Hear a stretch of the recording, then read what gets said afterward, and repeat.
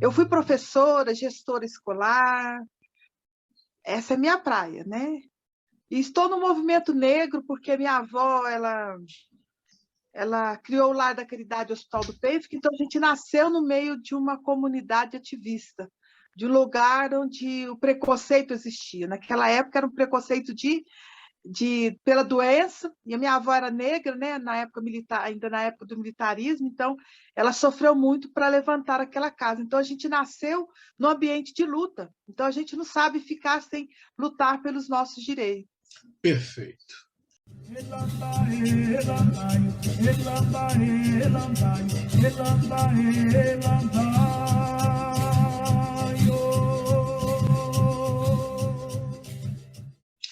Ela é de Uberaba. Ela é filha de seu Sebastião e Dona Ivanda. É casada e mãe de 2 filhos. Em seu currículo, ela tem vasta experiência como professora de ensino fundamental 1 e 2, gestão escolar e de práticas de leitura e letramento. Atualmente, ela é a presidente do Conselho Municipal de Igualdade Racial na cidade de Uberaba, aqui nas Minas Gerais. No Minas Negras Gerais de hoje, eu tenho a honra de apresentar Maria Badia. Ocolofé, Maria. Acolofé, axé, muita luz para todos nós nesse dia. Tudo bem? Tudo bem, graças a Deus. Ainda mais estando com você, a gente fica melhor ainda. Assim você me deixa vermelho. Vamos nessa. Uma perguntinha como uma provocação para você aqui. Ó. Fazem quase 20 anos desde a promulgação da Lei 10.639, né, que foi promulgada em 2003, que, por sua vez, ela estabelece a obrigatoriedade do ensino de História e Cultura afro-brasileira dentro das disciplinas que já fazem parte das grades curriculares dos ensinos fundamental e médio. Entretanto, essa teoria ainda não é posta em prática. Qual que seria a razão disso? E quais as formas para se fazer com que a lei se cumpra? A Lei 10.639 nada mais é que uma lei que o Estatuto da Igualdade Racial coloca como essencial dentro dos espaços escolares. Se nós queremos combater esse racismo estruturante que nós temos que colocar dentro dos nossos espaços, para as nossas crianças, da educação básica ao ensino fundamental e às universidades, o estudo da história da África, o estudo do empoderamento do negro dentro desse espaço e a sua verdadeira história, colocando o negro como protagonista e não como escravizado, porque a história só mostra ele como um ser escravizado, porque ele não foi escravo.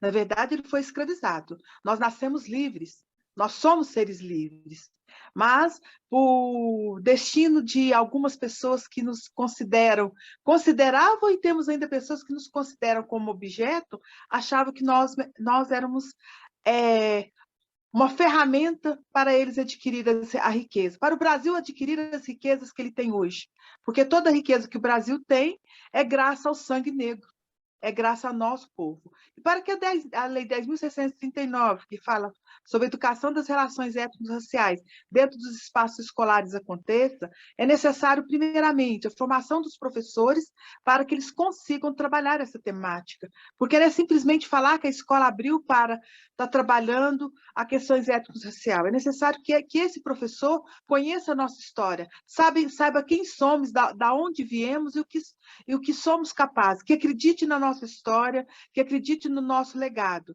e leve para dentro da sala de aula esse estudo como uma forma de esclarecer esse processo escravagista que houve no nosso país. Porque o Brasil foi um dos últimos países a fazer a abolição da escravatura. Então, isso traz para nós o ranço hoje, porque foi uma abolição que aconteceu às avessas. Nós fomos colocados para fora, né? Mas sem nenhum direito. E fomos para os guetos. E ali no gueto nós fomos construindo as nossas histórias. Então, a Lei 10.639 aconteceu depois da Conferência de Dubai.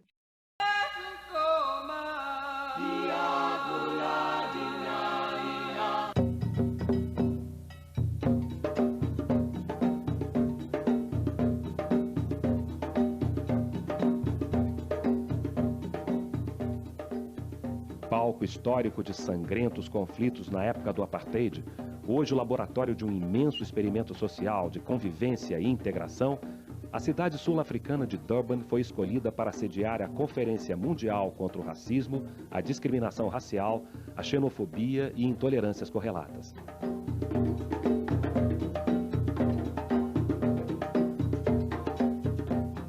Realizada em fins de agosto e início de setembro de 2001, a conferência reuniu representantes de governos e da sociedade civil de países de todo o mundo.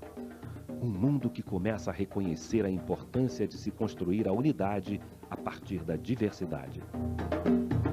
The build-up to this conference has prompted an extraordinary mobilization of society in many different countries. It has raised expectations which we must not disappoint. Let us rise above our disagreements. The wrangling has gone on for too long. Let us echo the slogan that resounded throughout this country during the elections of 1994, at the end of the long struggle against apartheid. Sekunjalo, the time has come. Thank you very much.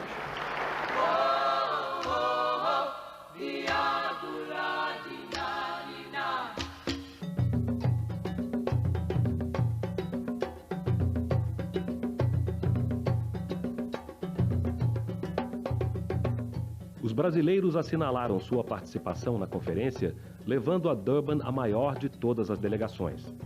Cerca de 250 pessoas, em sua maioria representando as diversas organizações do movimento negro, ao lado de mulheres, indígenas, homossexuais e outros grupos historicamente discriminados.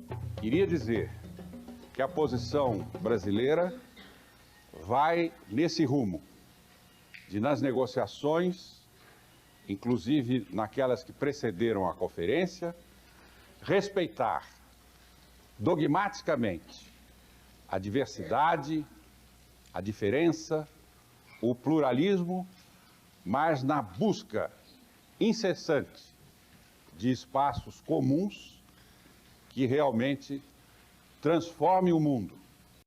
Porque nessa conferência, as mulheres, principalmente que ali estiveram, elas começaram a cobrar do Brasil e do mundo como um todo que ali estava a necessidade de reestabelecer a justiça social para o nosso povo, que eram os direitos humanos, que dia 12 é o dia dos direitos humanos, que os direitos humanos colocam como essa questão da igualdade racial real, do direito à educação que nós não tínhamos, do direito à moradia, do direito a ir e vir, que nós não tínhamos. Então, essa conferência colocou a necessidade de construir uma legislação. No governo Lula, o Brasil era consignatário dessa conferência, então o Brasil teve que construir políticas públicas em favor da população étnico-racial negra.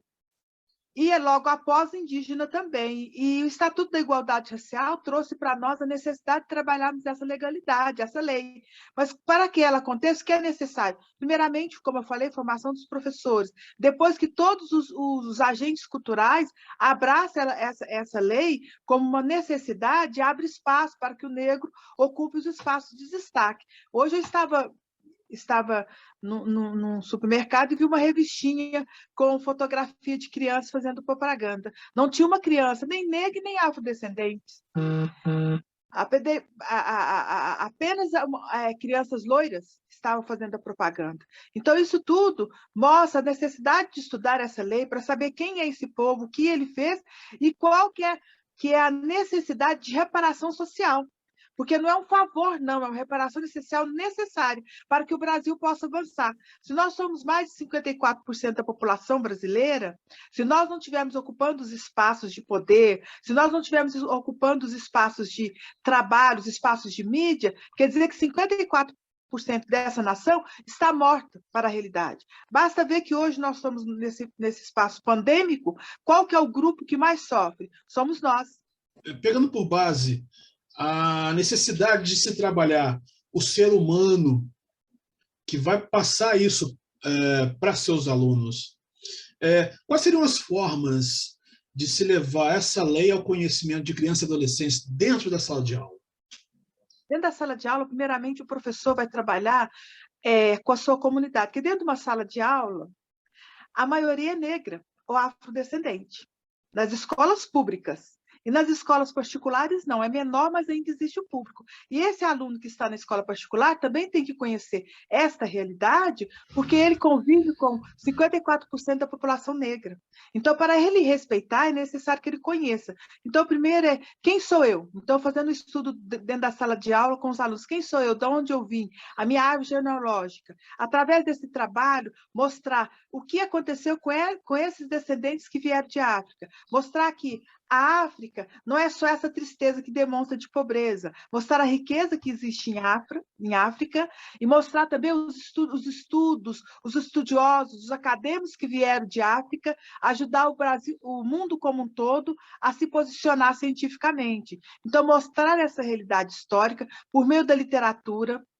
Hoje nós temos vários escritores negros que devem adentrar dentro dos espaços escolares essas literaturas para que a criança conheça essa realidade e não fique com a imagem do negro um coitadinho, mas entenda o negro como ser potencializado, capaz de fazer a diferença, desde que ele tenha oportunidade para isso. Então, o trabalho dentro da escola, primeiro dentro da unidade escolar, as escolas têm que fazer um projeto voltado para a educação das relações étnico-raciais, para ela conhecer o seu povo, a sua realidade, trazer o seu povo para dentro da sua escola, trazer o congado, trazer o afoxé, né? Trazer as religiões de matriz africana para dentro da escola, para que, ao conhecer essa realidade, nós quebramos esse preconceito. E quebremos também essa ausência de conhecimento, que faz com que haja esse preconceito. Entendi. Atualmente, né, o que se vê, por exemplo, quando se fala no negro na escola, ou se lembra do 13 de maio ou do 20 de novembro. Né? Você acabou de falar sobre essas políticas públicas que podem ser feitas, né, dentro de uma escola, incentivando a cultura lá dentro. Mas isso, então, não teria que ser só no 13 de maio ou 20 de novembro, isso teria que ser um trabalho constante. Ou eu estou falando alguma coisa errada aqui? Você disse o correto, porque, na verdade, cada escola tem que ter, dentro do seu projeto político-pedagógico, um projeto voltado para a educação das relações étnico-raciais. Então, esse trabalho começa no primeiro dia de aula, conhecendo a identidade dos seus alunos e, através dessa identidade, trabalhando a cultura desse aluno, trazendo a família que tem essa cultura para dentro da escola, quebrando a educação eurocêntrica, porque a escola trabalha muito a educação eurocêntrica, esquece da educação africanizada, esquece de trazer a África para dentro das escolas. Ao trazer a África para dentro da escola, nós vamos trazer a questão do Ubuntu, sou porque você é, vai trazer a questão da humanização das relações, vai trazer o encontro das raças, mas o encontro é harmonioso, trazendo a questão de que todos somos. E se você quer chegar, é necessário que o outro também chegue. E que se você é, o outro também é.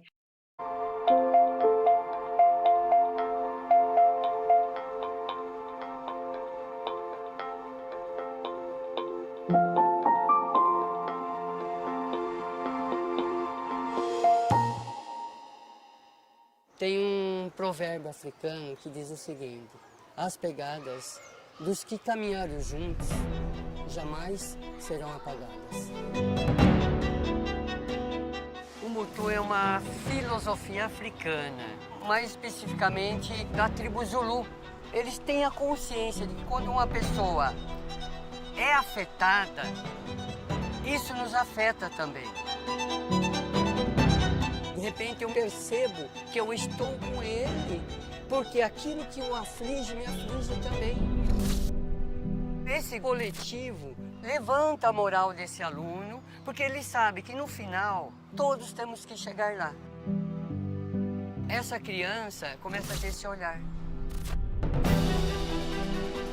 Aquele outro também que tem facilidade, ele pode me ajudar.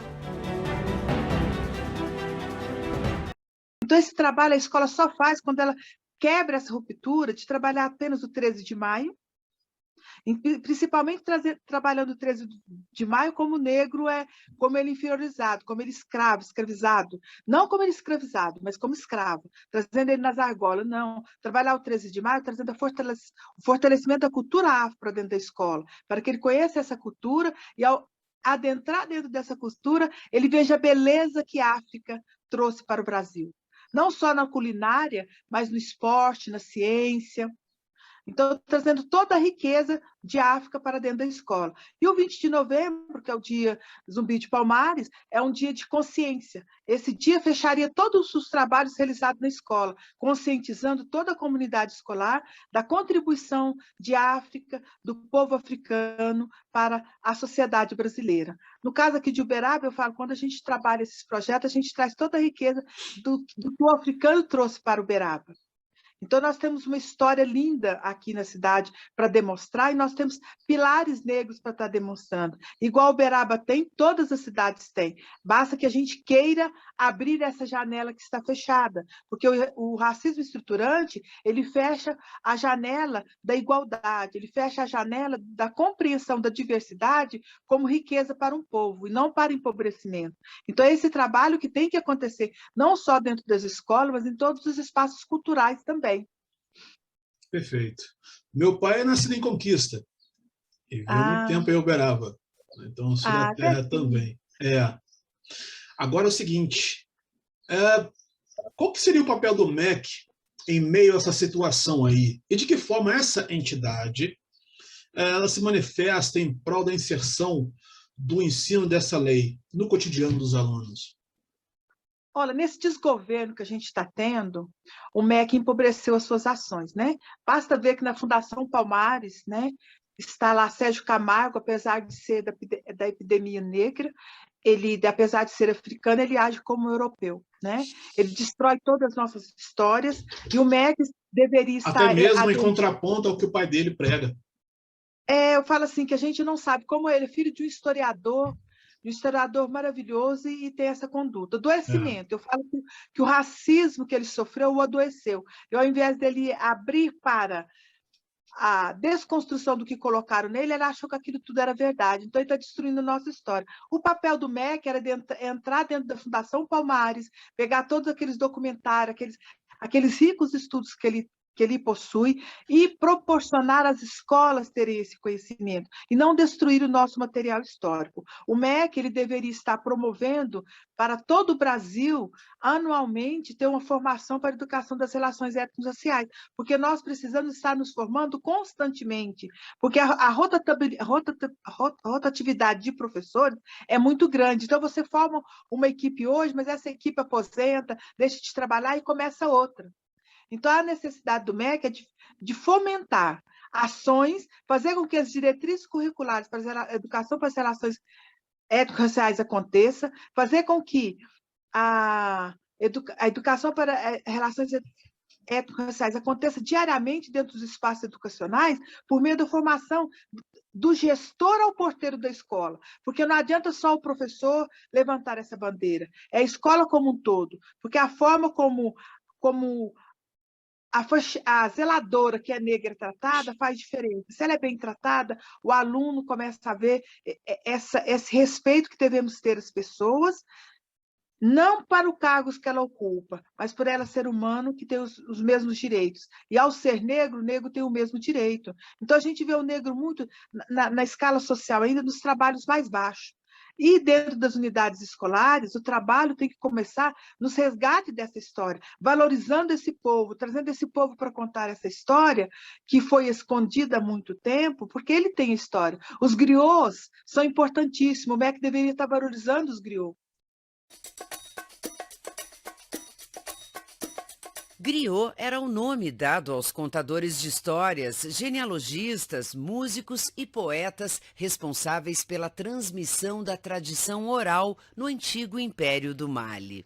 Que é um império que é muito glamuroso dentro do contexto da história ocidental, né? é porque estava associado com riqueza, com ouro, foi um império muito poderoso que se forma numa determinada luta onde Sundiata Keita ganha de seu opositor em 1235. Essa história é contada desde 1235 e hoje sabe-se dessa história porque ela foi contada. Os griots contadores de histórias eram guardiões da memória das lutas e glórias de seu povo. Havia várias modalidades de griots. Os griots instrumentistas, os griots cantores, os griots animadores, entre outros. Havia também mulheres que exerciam a função de griot.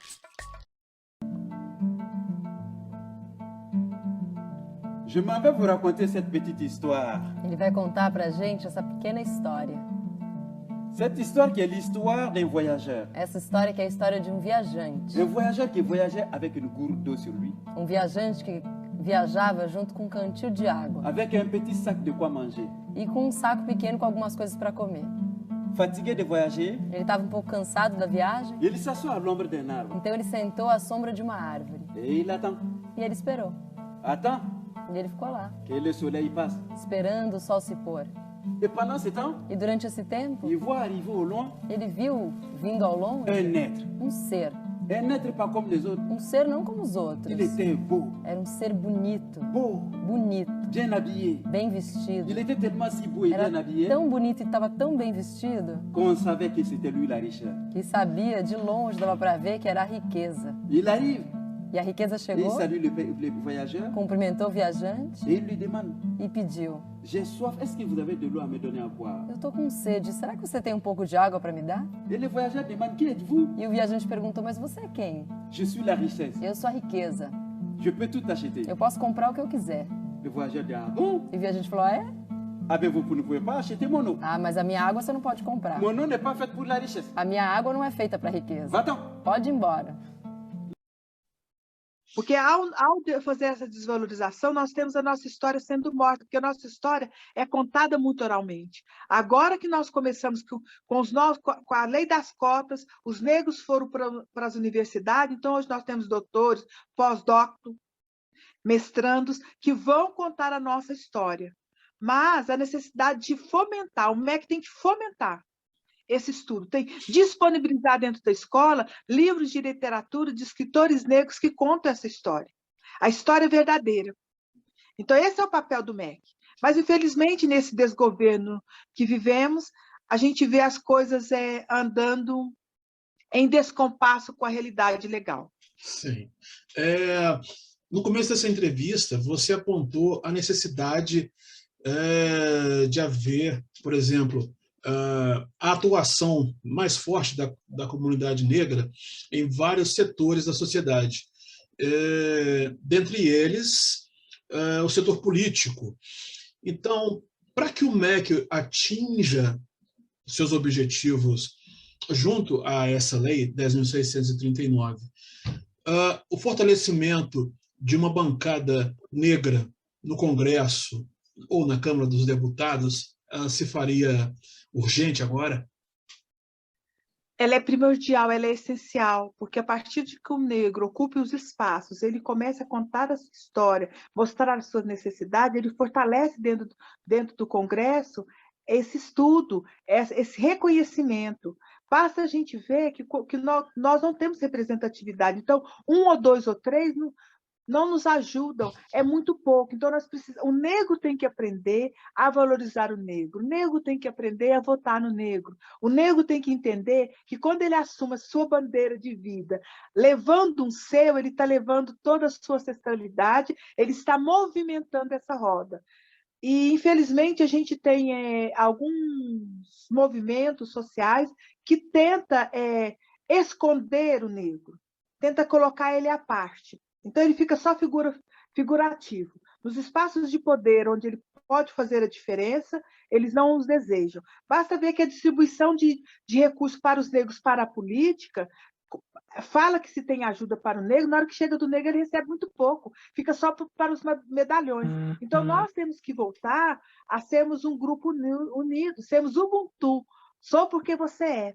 Levarmos os negros para os espaços, temos uma bancada forte negra no Congresso, porque vai levar as nossas necessidades e vai quebrar essa hegemonia branca ali dentro e as nossas leis vão acontecer. Para que isso É aconteça... questão social. Sim, com certeza. Para que isso aconteça, você acredita que ainda há um longo caminho ou a gente está próximo disso acontecer? Devido aos fatos que vêm se sucedendo nos últimos anos, principalmente no fortalecimento e fomento da cultura negra.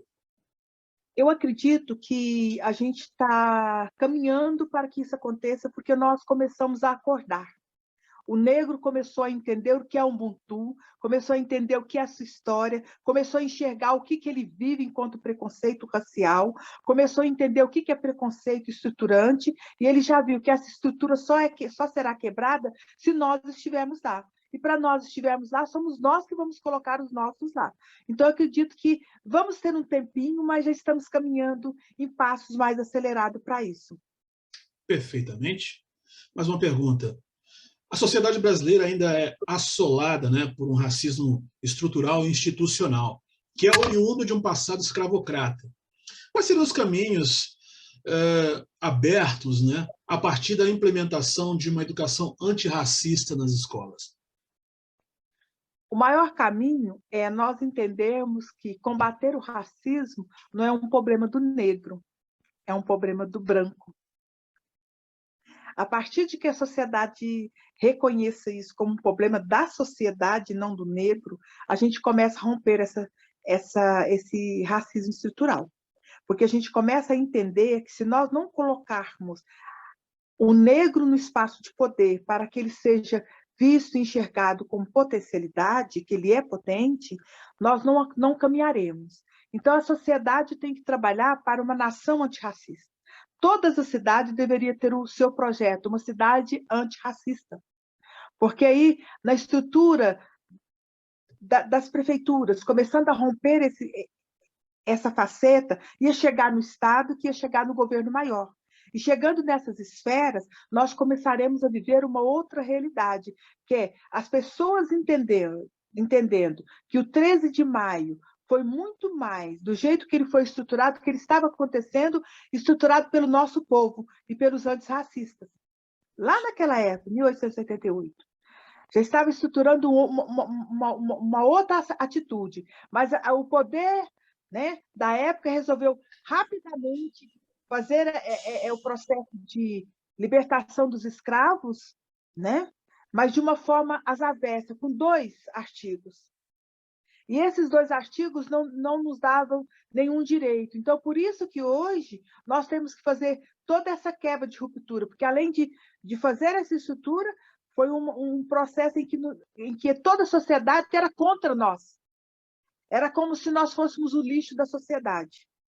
E esse pensar daquela sociedade da época foi levando, foi se arrastando até o que nós temos hoje. Então, para quebrar essa ruptura, é necessário educação para as relações étnico-raciais em todos os espaços, não só dentro das escolas, mas em todos os espaços políticos e públicos, principalmente nas oficinas de trabalho, porque as indústrias, o comércio, tem que quebrar essa, sabe, hegemonia europeia e começar a colocar as coisas como tem que ser uma sociedade democrática e justa. Se nós não fizermos isso, nós não conseguiremos. E o caminho é uma educação para as relações étnico-raciais, é o negro assumindo cargos de liderança, é o Estatuto da Igualdade Racial sendo cumprido na risca. Você sabe o que é o Estatuto da Igualdade Racial? A AGU explica. A Lei 12.288 de 2010 é conhecida como Estatuto da Igualdade Racial e é a principal referência nacional para enfrentamento ao racismo e promoção da igualdade racial. A legislação tem como fundamento a Constituição Federal. Como marco internacional, pode ser citada a Conferência de Durban, acontecida em 2001 na África do Sul, da qual o Brasil é signatário da sua declaração e plano de ação. O Estatuto da Igualdade Racial tem como principal objetivo garantir à população negra a efetivação da igualdade de oportunidades, a defesa de direitos étnicos, individuais, difusos e coletivos, e o combate à discriminação e outras formas de intolerância étnica. Para a Lei 12.288, discriminação racial é toda restrição ou preferência baseada em cor, raça, descendência ou origem, com o objetivo de impedir o exercício de direitos humanos e liberdades fundamentais em diversos campos como político, econômico, cultural e social. Porque se ele for cumprido, ele tem assolado lá ações para a educação, ação para a saúde, ação para a moradia, né? Ação para o trabalho. Se nós cumprirmos esse estatuto, nós conseguiremos fazer com que a nação brasileira comece a reparar o mal que ela fez para o povo negro. Muito bem. Maria Badia, muitíssimo obrigado por sua participação aqui no Minas Negras. Tá? Estamos honrados pela sua participação. Gratidão por você ter se disponibilizado em colaborar com um pouquinho do seu tempo para nos esclarecer acerca dessa lei que deve ser não apenas promulgada, mas exercida, né, tal como na lei. E eu gostaria que você deixasse uma mensagem a todos os pretos e pretas, Brasil afora, por favor. Eu coloco para nós, povo preto, que a luta nossa é uma luta que deve ser harmônica. Harmônica nós conosco, nós nos respeitando, nós nos acolhemos, mas nós lutando pelos nossos direitos. Levante a sua cabeça, busque, ajude. 2022 é ano político. Comece a pensar que você precisa de ter os seus lá dentro. Comece a fazer a educação antirracista votando no negro. Coloque o negro no poder. Porque o negro, no poder, nós teremos as nossas leis sendo executadas e cumpridas com maior facilidade. Porque nós podemos, porque nós somos potencialidades vivas. Nós mostramos isso porque em 1888, quando nós fomos colocados para a rua, os nossos ancestrais até hoje, nós mostramos que podemos ser e fazer a diferença. Venha conosco nessa bandeira. Seja um cidadão potente. Vote no negro. Muito bem. Maria Badia, presidente do Conselho Municipal de Igualdade Racial da cidade de Uberaba, nas Minas Gerais. É prova de um Brasil preto que dá muito certo. Força para nós. Força. Acalofé para todos nós. Inscreva-se no canal, dê o seu like e compartilhe com seus amigos.